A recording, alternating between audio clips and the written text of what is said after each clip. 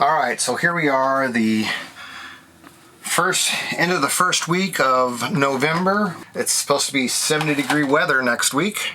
I do need to get this winterized, and I wanted to make things a little bit easier on me. So the way I was doing it was I would disconnect the pump, connect the hose to where the pump is at, run that hose into a bottle of the RV antifreeze and turn the pump on, which is fine, but I wanted to simplify it, and so I ordered this off Amazon. You'll find it on my site, thejohnnyoshow.com/promotions. It is a pump conversion winterizing kit. It has all the needed parts so you can permanently have this in place and just turn on a valve and turn on your pump and pump the antifreeze through the lines. So let's get it out of the package and take a look.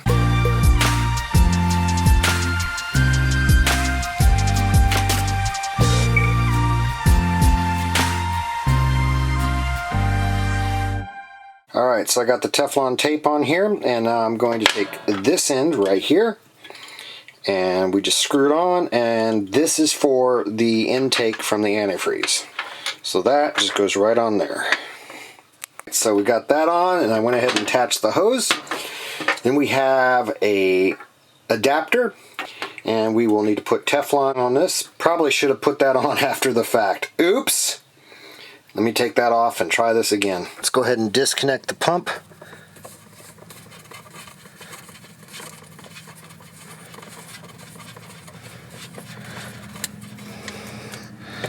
I put the adapter on first, then I rotated this end so it's down instead of sideways.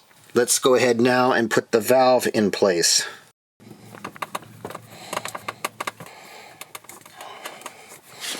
Hopefully I can turn it one more full turn.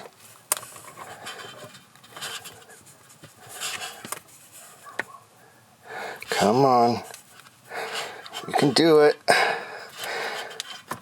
There we go. Now this Teflon is what I tried earlier. I'm going to take this off and put a new piece.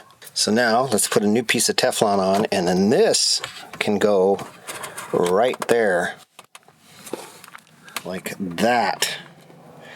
Alright, so got this on there tight, so I'll just throw the valve this way when I want to use it for the tanks. That should work, and then throw it that way when I want to use the hose for the antifreeze. Let's tighten this down.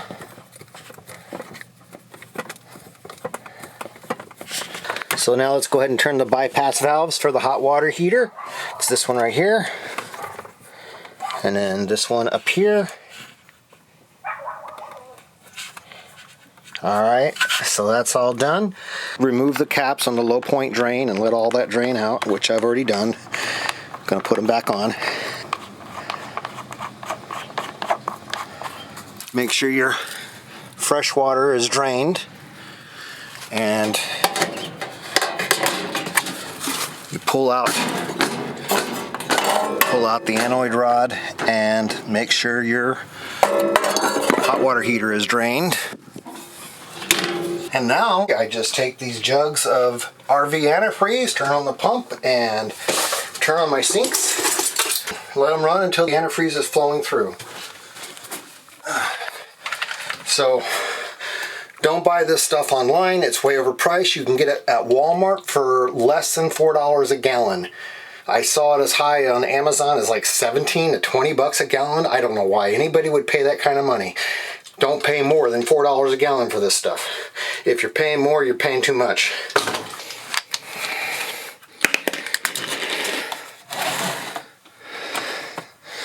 This is the part I'm concerned that the hose might be too short, but we will see.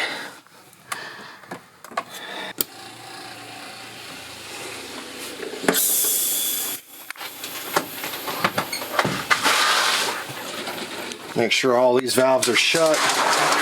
Everything's shut. Alright, so we already got pink stuff coming through on that. Look at that.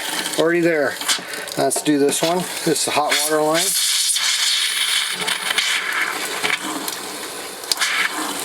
Get the air out. Make sure it's flowing good.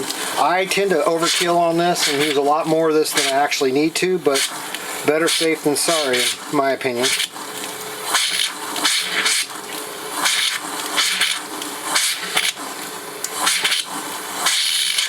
so we got the hose is too short. That's going to be a problem. I'll have to get a longer hose. So let me hold that hose in there.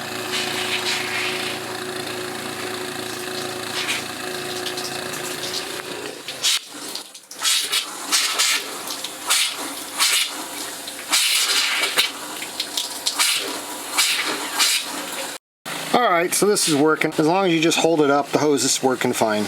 Clearly we have enough going through there. So this sink is done. So now let's go to the next. It's going to be this one. You can see there's quite a bit of water in there.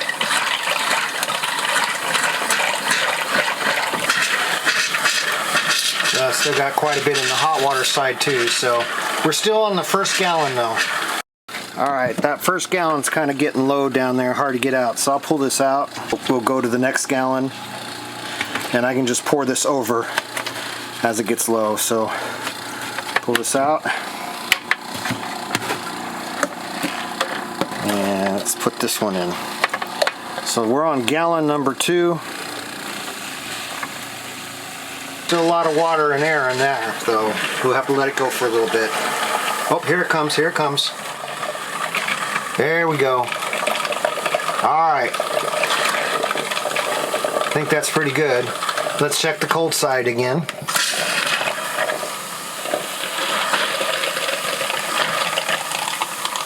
Yep, cold side's looking good. Look at that. There we go. Some air in there, but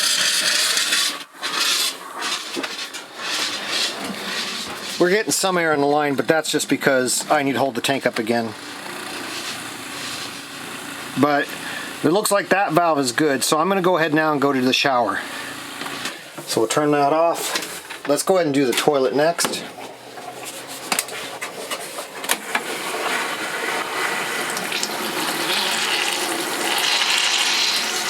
Looks like that's pretty well flushed. Look at that.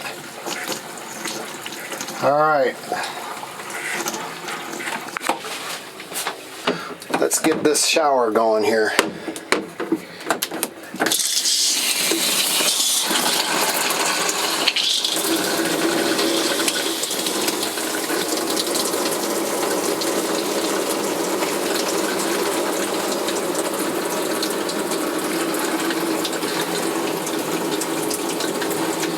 Okay, that looks like that's pretty pink down there. So let's go ahead and switch to the other side.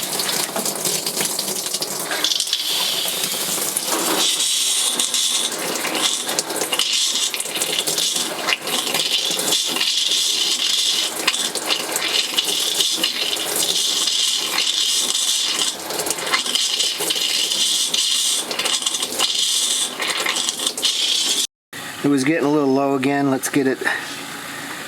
Let's just hold this up and pump some through.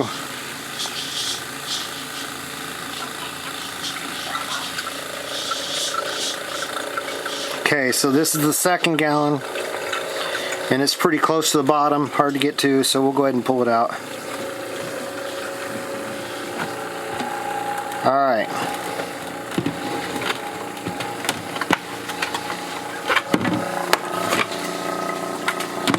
Looks like that's pumping what's left of liquid out of there.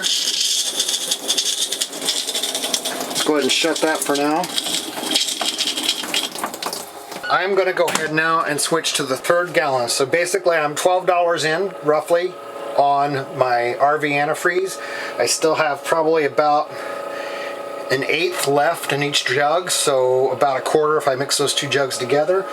So I'm thinking that by the time I use this last jug, it'll finish the shower outside. I'll be able to pour what's left in these two into this last jug to kind of help it get done and get the last bit sucked out of there. So 3 jugs should do the entire thing very thoroughly.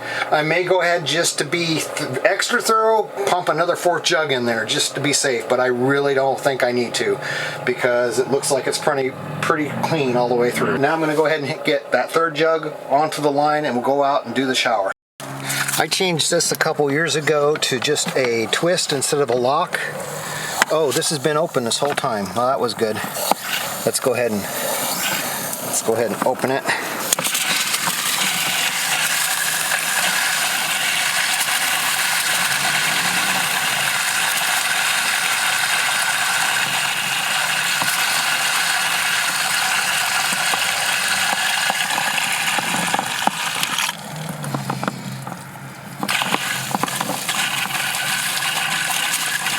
Okay, that looks pretty pink. I think that's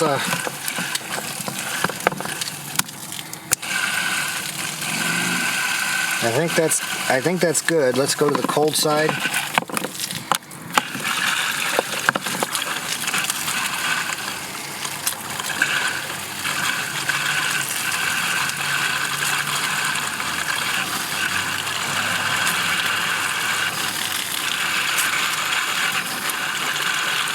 Alright, let's go back in and take those 2 jugs and pour them in with this jug, and we'll siphon this thing off here.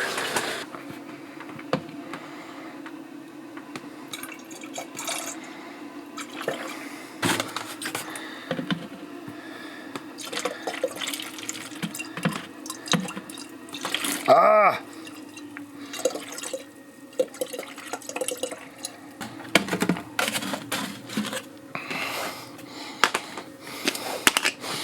So we got quite a bit now. Go ahead and put this back in.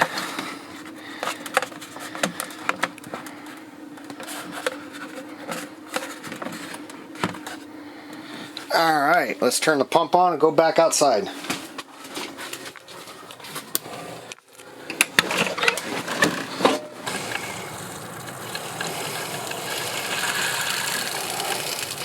Yeah, that's definitely antifreeze. So we'll go ahead and check the other side. I just wanted to be extra thorough. There's a little on the hot side. It looks like there's maybe a little bit of water was still in there. Okay, that looks like that's pretty good.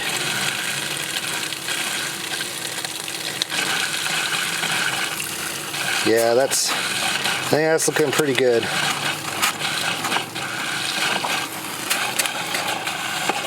And so we'll shut that and put this away.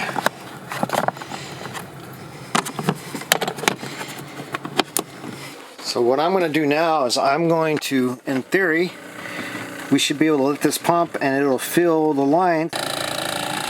Okay, we're getting close here. I'm going to have to hold this up. We almost got all this jug pumped in. I couldn't get everything out. That's about as deep as I could get in this jug after pouring everything into it from the other 2. I'm going to take a 4th jug and I am going to let this fill the lines until the pump stops. Pump is stopped. So we have that line completely full with antifreeze. Pump. Look at that.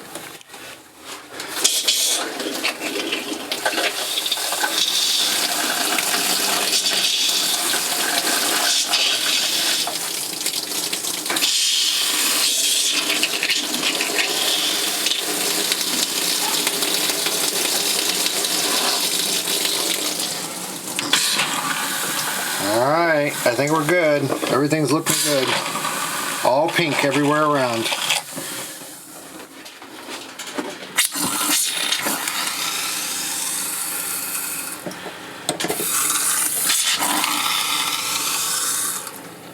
One last check of this. Pink. And pink. We are good. I'm going to just take what's left and put it all in one bottle. That's how much I got left. So now all I have to do is go ahead and just one quick empty of the gray and black tank, which I can just dump because they've already been emptied. All that's in there is just water and antifreeze mixed, but I'd rather not leave the water in there. And then I'll take what antifreeze I have left in this jug and pour it down the toilet and the shower. With less than $16 worth of RV antifreeze, and once you have that adapter on, so you can quickly just throw a switch and start pushing the antifreeze through, you will only have about 30 minutes tops to winterize this camper. That's all there is to do it. So again, that's a 1/2 inch fitting on that uses. So I hope you found this useful. I am done. I'll clean up my mess. You have a great afternoon. Hopefully I can turn it one more full turn.